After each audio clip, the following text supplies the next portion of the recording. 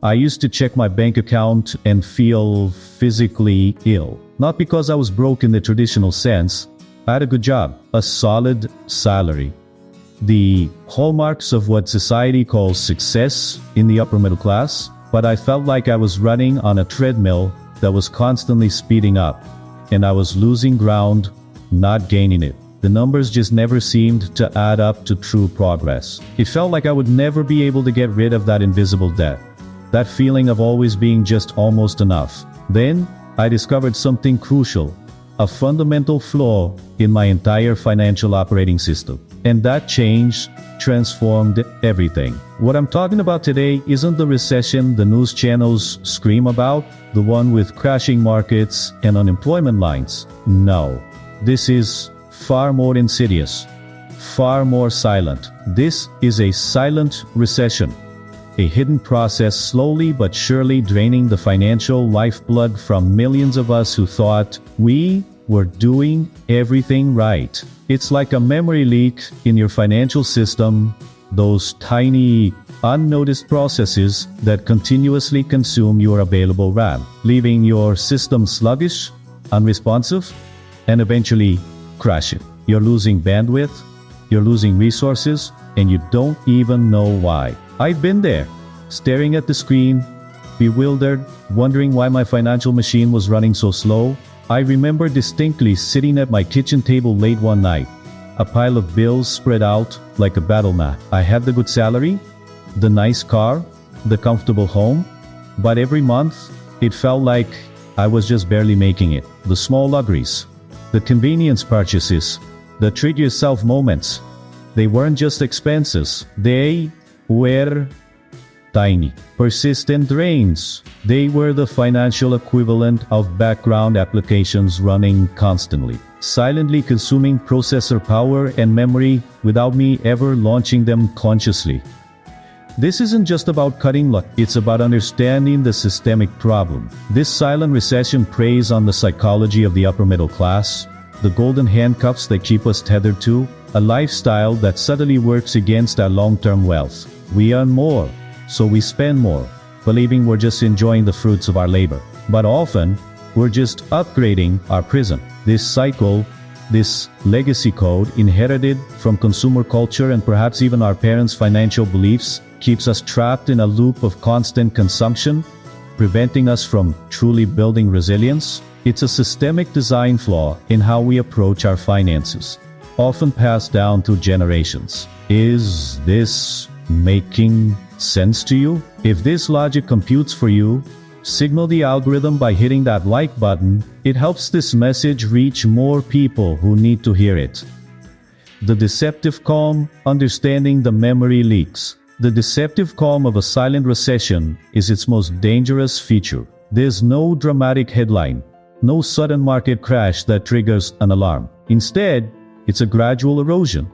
A slow burn that feels more like personal failing than a systemic issue. It's the memory leaks.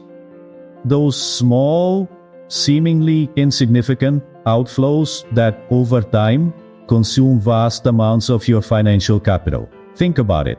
A subscription service you rarely use, that extra streaming platform, the daily convenience purchases, the incremental upgrades to your gadgets or wardrobe that seem harmless. Individually, they're negligible. Collectively, they're a gaping hole in your financial bucket. I once meticulously tracked every single dollar I spent for a month. It was like running a diagnostic on my personal financial operating system. What I found was shocking. I was spending nearly $500 a month on things I genuinely didn't value or barely used. $50 on an app subscription for a fitness tracker I'd stopped using.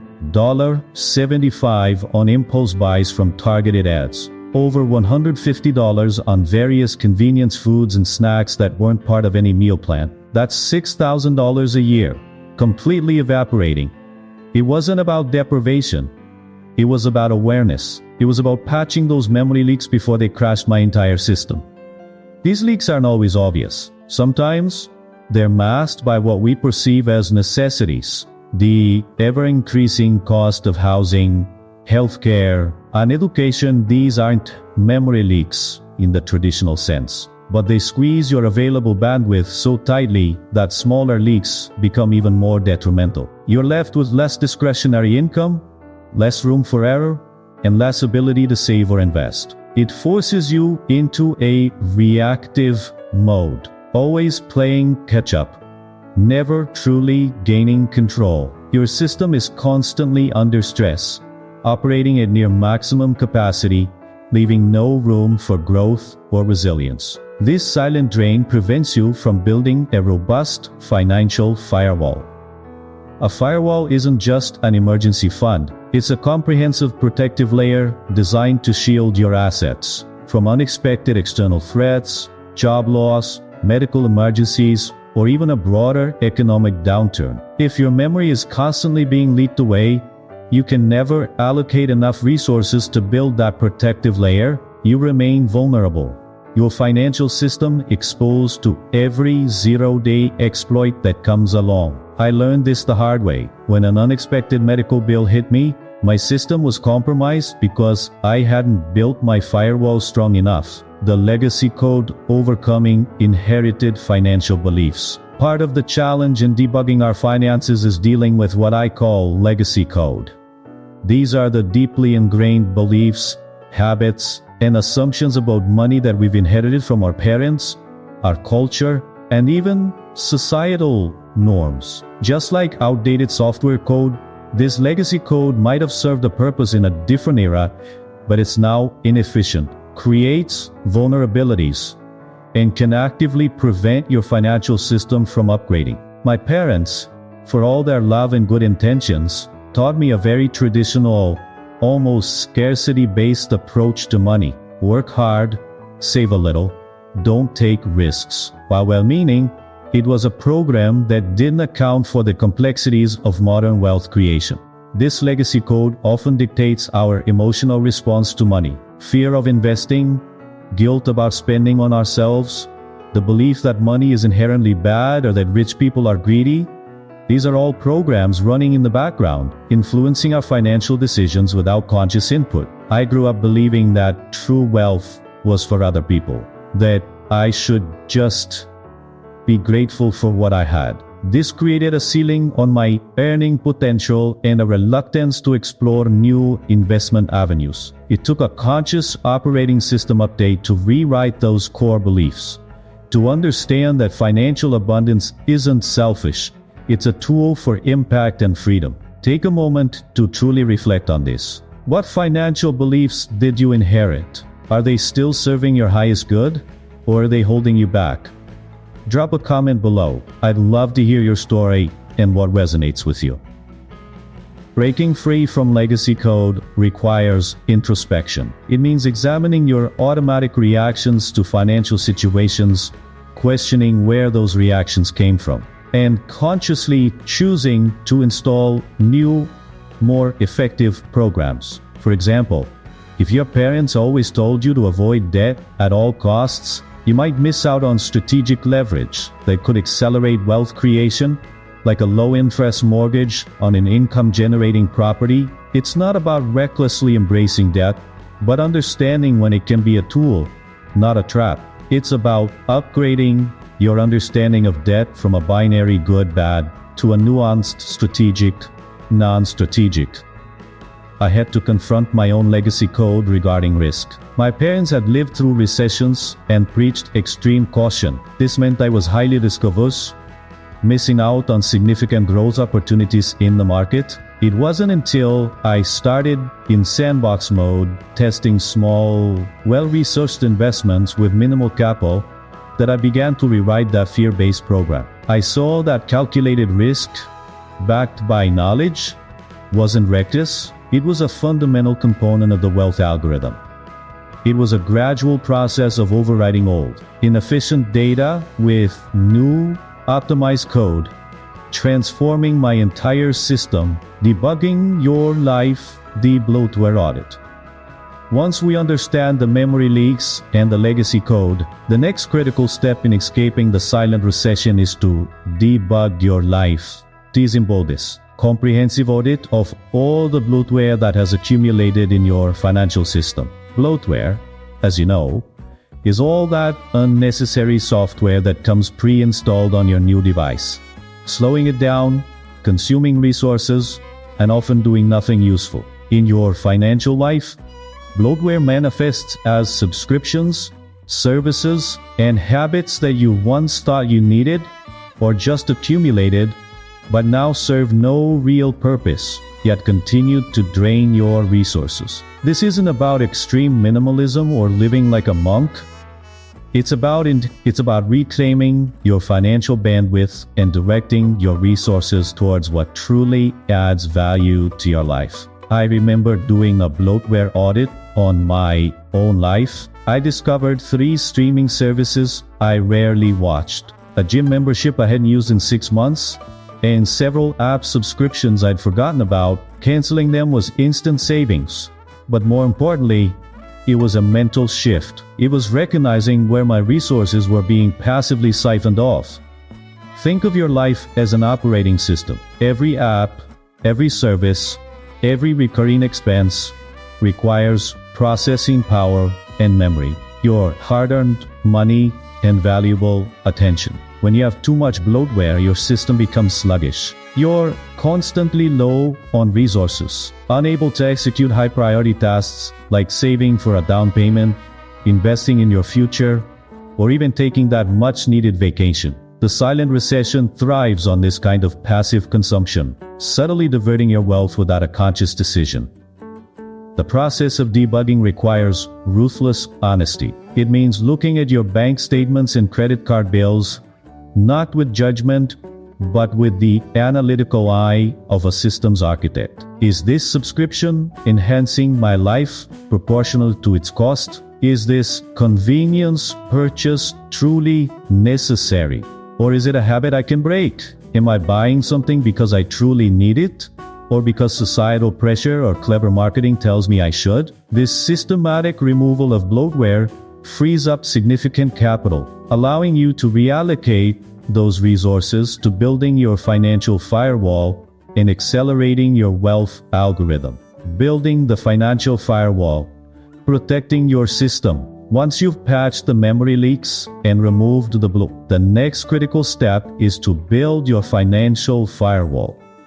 This is your primary defense against the unpredictable exploits of life, unexpected job loss, health crisis, market downturns, or the very real effects of a silent recession.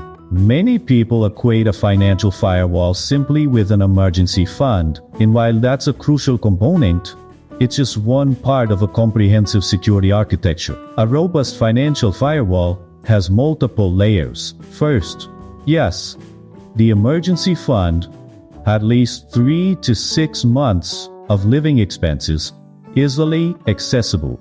This isn't for investing. It's your liquid buffer, your system's uninterruptible power supply. I learned the absolute necessity of this when I faced an unexpected period of unemployment. Without that buffer, my entire financial system would have crashed, forcing me to take on high-interest debt just to survive. Instead, my firewall held beyond the emergency fund. Your firewall includes diversified investments, appropriate insurance, health, life, disability, and a clear understanding of your cash flow. Diversification acts like a distributed network. If one server goes down, your entire system doesn't collapse. Insurance is your automatic backup and recovery protocol, protecting you from catastrophic data loss. And understanding your cash flow means you have real-time telemetry on your system's performance, allowing you to make proactive adjustments, not reactive panic decisions. Building this firewall is an active, ongoing process. It's not a one-time setup. Just as cybersecurity requires constant updates and vigilance, your financial firewall needs regular reviews and strengthening. As your income grows, or as life circumstances change, you must scale your firewall accordingly. This is where many fall short. They build a basic firewall but fail to upgrade it as their network expands. Don't be caught off guard. Be proactive. Is this making you rethink your current financial Set up? I hope so. The goal isn't just to survive, it's to thrive. To build a system so resilient that silent recessions become mere background noise. Keep watching for the next steps in system upgrade. The operating system update, rewriting your wealth algorithm. With your system debloated and protected, it's time for the ultimate operating system update, rewriting your personal wealth algorithm. Isn't about finding a magic formula or getting rich overnight. It's about a fundamental shift in your mindset and approach to generating, protecting, and growing your asset. The old operating system, driven by passive consumption and inherited beliefs, is inefficient and vulnerable. The new one is proactive, growth-oriented, and resilient. This update begins with intentional financial planning. Not just a budget, but a forward-looking strategy that aligns your spending and investing with your deepest values and long-term goals. It's about designing your financial system rather than letting it be designed for you by external forces. For me, this meant defining what true freedom looked like. Not just a number in a bank account, but the ability to choose how I spend my time, energy, and talents. That clarity became the core programming of my new wealth algorithm. The wealth algorithm integrates earning, saving, and investing into a seamless, automated process. It's about leveraging technology to make wise financial decisions easier. Automate your savings and investments. Set up recurring transfers so that money flows into your financial firewall and investment accounts before you even see it. This bypasses the need for constant willpower, freeing up your daily bandwidth for other important decisions. It's like setting up a cron job in your system. It runs reliably in the background, executing critical tasks without manual intervention. Investing is a crucial component of this new operating system. It's not about gambling. It's about disciplined, long-term participation in the growth of the global economy. Start in sandbox mode if you need to, with small, diversified index funds. Learn, experiment, and slowly scale up. Don't fall for the data corruption from gurus promising overnight riches.